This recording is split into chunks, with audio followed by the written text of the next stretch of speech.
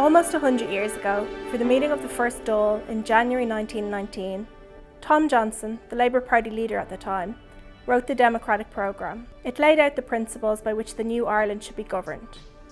That original Democratic Programme included the values of liberty, equality and justice for all. We've come a long way, but there's still a lot of work to be done.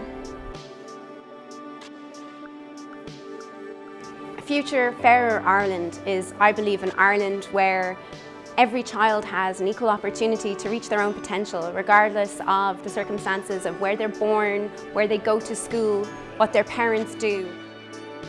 In Tom Johnson's day, there was no European Union, and our relationship with the rest of the world was very different. The original document talks about international trade and international cooperation on workers' rights.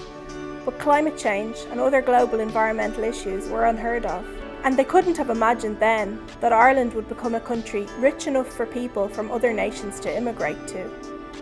I want to live in an Ireland where everybody is entitled to a safe home, regardless of citizenship status, relationship status or employment status, and where measures have been taken to avoid any future housing crises. I want to live in an Ireland where when people are sick that they can access healthcare when they need it and not have to wait months and years to access vital healthcare. I want Ireland to be a republic that embraces equality, civil liberties and economic prosperity. And I want it to be a country that's internationalist in focus. I think that we should work with our partners in Europe to address the major global challenges of climate change, of conflict, and to do what we can to help displaced peoples wherever they may be. I would like to see an Ireland where people in both rural and urban areas have the same opportunities, where people don't have to commute 4 hours a day to get to work or pay extortionate rents up in the city. I would like an Ireland where people have the highest quality of life and can truly live their happiest lives.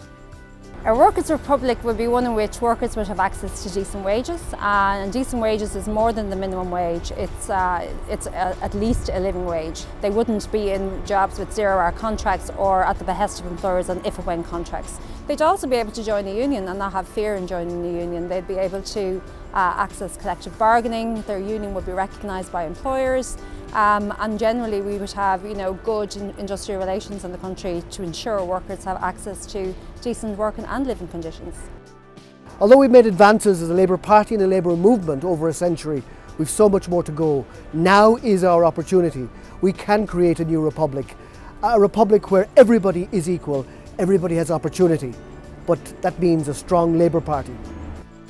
Since last March, we've been looking for input from Labour Party members and other like-minded people outside the party into this project. We've held public meetings and World Cafe events, and we'll be doing more until the end of the year.